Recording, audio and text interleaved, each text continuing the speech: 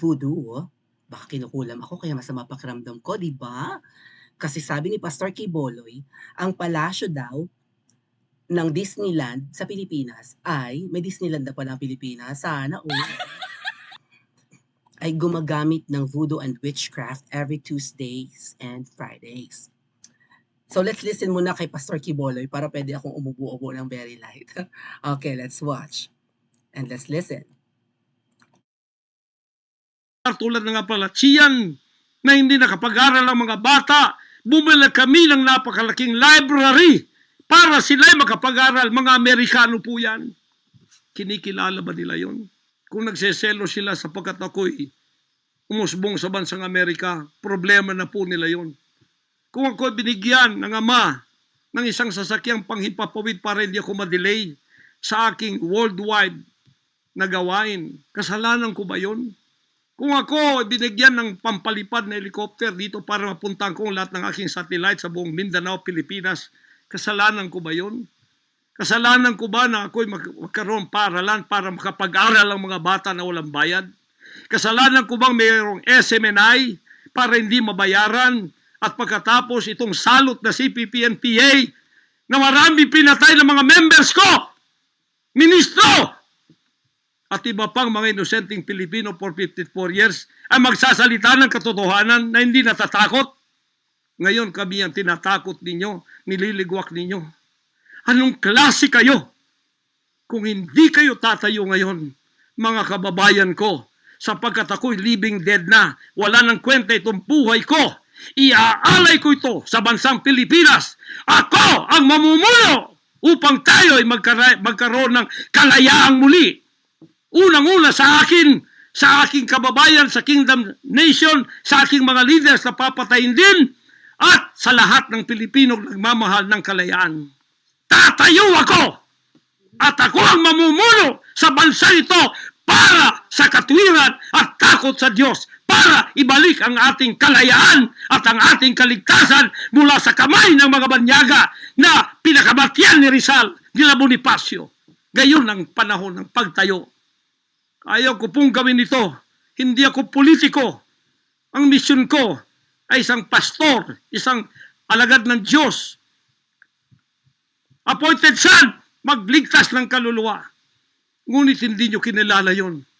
At ngayon sinisikil ninyo ang aming kalayaan na ma-enjoy namin ang labor namin for 38 years. Blood, sweat, and tears. Ang gabi ginagawa naming araw. Hindi kami nagmolestiyan ng ibang tao. Lumago ang bansang Kariyan. Ngayon, you are envying and jealousy. Gusto niyo kaming i-put down. Mapipilitan akong pupunta at mamumuno sa bansang ito para sa katwiran. Sasabihin ko sa inyo, pag ito'y kalooban ng Diyos, gagawin ko. Ngayon din, sapagkat ang buhay ko ay wala ng kwenta. Papatayin din naman nila ako. Ngayon tatayo na ako para sa kalayaan nating lahat. Mahal kong mga kababayan, ito po ang mahalagang mensahe ko sa inyo sa mga sandaling ito. Hindi ko po uurungan ang sinumang gumagapi sa bansa ko at sa aking kalayaan na ako mismo nagtatago sa aking sariling bansa within 74 years. Hindi po nangyari ito ngayon lang. Pangulong Bongbong Marcos, akala ko matuwid ka na tao. Ikaw, First Lady, akala ko matuwid kang tao. Totoo ba yung ginagawa ninyo riyan na meron kayong mga sex orgies at meron kayong mga drug session na nagliligwak kayo ng drug, sumisingot kayo ng drug habang nagsesex orgies kayo? Totoo ba ito? Totoo bang kayo ay may mga session ng nagarkila kayo ng mga voodoo expert from Africa, pagkatapos mga witchcraft sa India, at ang inyong session Martes, at pagkatapos Biyernes dyan sa Malacanang upang inyong aswagin, i-witchcraft ako, Vice President Sara, at Pangulong Digong, at ang lahat ng tutol sa inyong paglilingkod. Narinig nyo. Tinatanong ni Pastor Quiboloy kung totoong kakandak sila ng voodoo session ng mga taga-Africa and also ng witchcraft from India para sila ay gurgurin, perwisyuhin, siya, si Pangulong Duterte at si VP Sara. May isa nga pala nagtatanong mga ate at kuya. Dali. Hold on. Ayan o. Ito pa, may nag-post lang si Yuchang, basahin ko na lang mga ate at kuya. Eto pa, natatawa din ako mare sa di naniniwala kay Kibs or kay Pastor Kiboloy sa international mamarang tuwing Tuesdays and Fridays. Di ba nagtataka tayo, mamarang sa ng babarang siguro, no? International kasi may voodoo and witchcraft eh. Di ba nagtataka tayo, ba't yang si Berde, malamang si VP Sara, ayaw humiwalay sa Sanrio fam or sa pamilya ni Kuting at Ahas? Ginayuma yata. Ayan, sinagot na ni Kibs. Ba't duda pa kayo? So ako mga tat kuya, hindi ako nagdududa sa sinabi ni Pastor Kiboloy patungkol sa witchcraft. May danggit pa si Pastor Kiboloy dun sa dulo eh. Pakinggan natin ulit ha. Parang, di ba, na demonyo daw talaga. Pakinggan pa natin ng konti.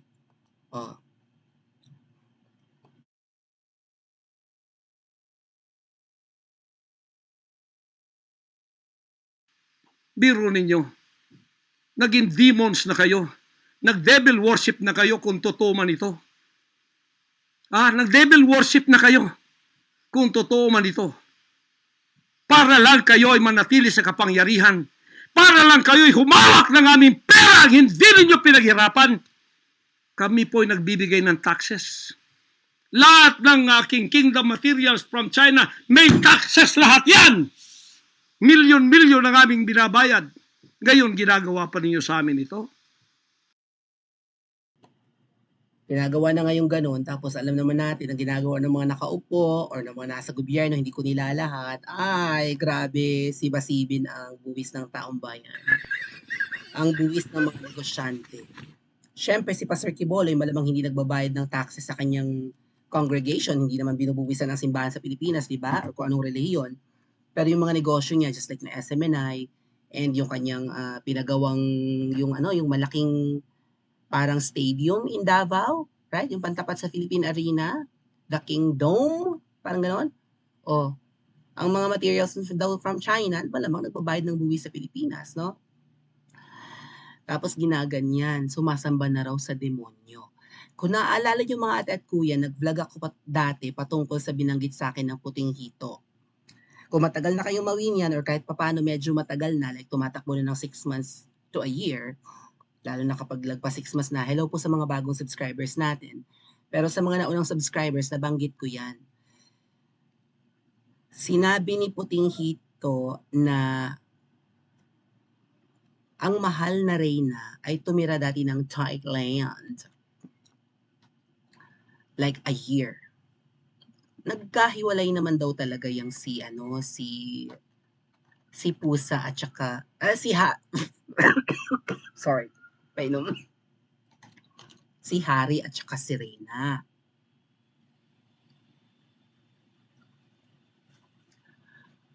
So, hindi naman daw maganda ang pagsasama niya. Kaya kung may narinig kayo mga ting-ting-ting-ting na true love ngayon, sorry. Tapos baka ginugurgurakis, baka ako ginagamitan ng voodoo, ano? Kaya masama pakiramdam ko. But anyway, tumira daw yan ng Thailand, si mahal na Reyna. Ngayon, sabi ni Puting Hito sa akin, ang Thailand daw mas magaling sa mga witchcraft and whatnot, sa kulam-kulam, sa gayuma. Kung may ganyan ang Pilipinas, lalo ka Bisaya. Alam niyo naman ang mahal na Reyna from Bisaya, di ba? Kay balog na siya sa mga barang-barang na hiwit-hiwit bala. So, meron kasi niyan talaga sa Kabisayaan. Take it from me, I am a Visayan, mga ate at kuya, sa mga hindi pa nakakaalam. Bisaya ang inyong prinsesa, bala. Half Visayan ako. So, yung lolo ko sa tuhod,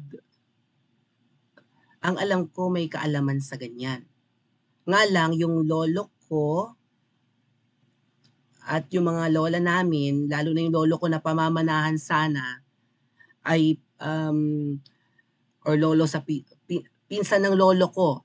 Parang yung lolo namin sa Kabisayaan ay may pinsan or kapatid, parang gano'n, kapatid. Do'n ipapamana, kasi yung mga pinsan ko na yung nasa isang lolo. Okay, yung lolo sa tuhod namin may pamamanahan, yung pamamanahan na lolo ko na rin ay na kapatid ng lolo ko nga at lola, ay may pagkaakla. Nung iluluwa na yung bertud, yung Mahika Blanca, puting kapangyarihan, mga ate at kuya, na ibinigay lang ng isang fairy daw na mabait para makapanggamot yung lolo namin sa tuhod. Kwento to ni na papa sa amin eh. Kwento na ng tatay ko. Lolo niya yun eh. Nakakapanggamot daw yun, nakakakita daw yun ng mga elementals and whatnot, ng mga hindi nakikita ng mga nasa ibang dimension. Nakakita ng fairies, ng mga duwende, kapre, aswang. One time nga raw, kwento ni Papa, naghahapunan daw yung lolo niya, ang pamilya ng lolo niya naghahapunan. Sabi ng lolo namin sa tuhod na yan, or lolo ni Papa, huwag kayong gagalaw, steady lang kayo habang kumakain sila sa lamesa. Kumuha ng itak at tumaga-taga sa ere, mga tatkuya. May nataga yung lolo namin sa tuhod, may mga tumalsik na dugo. Ibig sabihin, may mga maligno at hindi nakikita na gustong makisalo sa kanilang hapunan. So meron siyang kakayahang ganyan, lumalaban, yung lolo ni Papa ay alam ko nakipagdumugan sa aswang. Hindi takot yun makipagrambulan sa aswang. As in talaga nakipagrambulan. Inantay na. Yung rambulan nila ay, kasi nanligaw daw yun eh. O, ang rambulan nila ay inantay daw talaga niyang hanggang mag-umaga, hanggang pumutok ang araw. Kasi masusunog nga raw, mapapasok nga raw sa araw yung aswang. Kwento ni na Papa yan, hindi gawa-gawang kwento. Maraming ganyan kwento sa Bisaya. So, ayun, bading kasi yung pagmamanahang lolo namin, may pagkabading-badingin, pinsan ng actual na lolo ko. Nung inuluwa nung matanda, lolo ni Papa, hindi sasaluhin daw yun ng bibig eh. Nung iniluwa, hindi natakot daw kasi ayaw makakita ng mga ganyan, ng mga invisible thing eh. O ay bumaksak sa lupa yung parang puting bato or whatever that is. Pagbagsak sa lupa daw, natunaw, nawala. So hindi namin naman na yung ganyang kakayahan, no? Yun naman po yung puting kapangyarihan, hindi naman siya mahika negra or black magic. Sayang sana naman ako. Kasi kung minana ng lolo namin na yun, ipapamana ko yun sa kapwa-apuhan. Sayang kasi may kakayahan silang manggamot. Natapos yung kakayahan ng pamilya na yun dahil sa ang pamamanahan ay babakling-bakling. Doon ko siguro naman ang aking kalambutan. But anyway, yun nga, may ganyang mga, alam niyo naman yan, modern lang talaga tayo ngayon eh, di ba? Pero yung mga matatanda sa atin, alam naman, lalo yung mga nasa Kabisayaan, and even nga ni Mindoro, may mga daw thingy nga, di ba?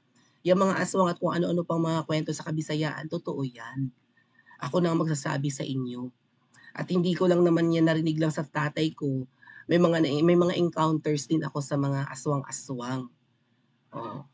Lalo pa ako pagka umuuwi minsanan na pagkakamala na dayo doon ay talagang may umaaligid na baboy sa bahay namin. Madami. Nakakwento ko na rin yan.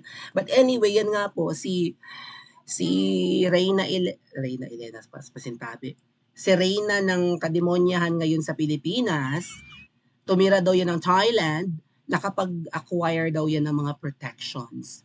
Kasi parang may nagsasuggest daw na para matapos na ang kademonyahan ng Reyna na yan, bakit hindi na lang kulamin? Lalo na si Miss Maharlika, marunong naman, dugong Bisaya din. Di ba, lagi nga si Miss Maharlika may hawak-hawak na magic wand na bigay ni Atty. Glenchong. May manika rin siya, di ba? Gustong-gusto niyang, may voodoo doll nga, di ba? Gustong-gusto niyang hiwitan or whatever. Or kulamin nga. Bakit hindi na lang kulamin daw nang matapos na ang pamamayagpag ng Reynang Demonya? Ang sabi ng puting hito, naka-acquire daw ng protection yan, mga bracelets and whatnot, sa Thailand. Kasi tumira yan doon. And since Bisaya nga yang si Reyna Impactita, ever curious din yan, may alam din yan. Oh. Kaya hindi yan madaling gamitan ng mangku, 'di ba? Hindi yan, may mga protection yan siya. Kahit na marami naman sa Pilipino ang may kakayahan yan, lalo sa parting Kabisayaan, even in Mindoro, kung talagang perwisyo sa bayan yan, baka ang solusyon, total hindi mapaalis-alis at kapit ako sa pwesto, baka pwedeng daanin na lang sa mahika tingi-tingi, ay may protection ng nakuha. Mas powerful nga ang Thailand sa ganyang ganap. Sabi ng puting hito. Oh. At syempre, naniniwala siya doon kasi tumira siya ng Thailand, Bisaya pa siya. Kaya kung yung sinasabi ni Pastor Quiboloy or yung tinatanong ni Pastor Quiboloy kung totoo bang nagkakandak ng mga voodoo session yan, malamang sa alamang, true legend. What do you think mga ate at kuya? May protection, may kaalaman at nagkakandak ng kademonyohan ba ang reyna ng kasamaan sa Pilipinas ngayon? Paki-comment po sa comment section at mag-like and subscribe din po kayo.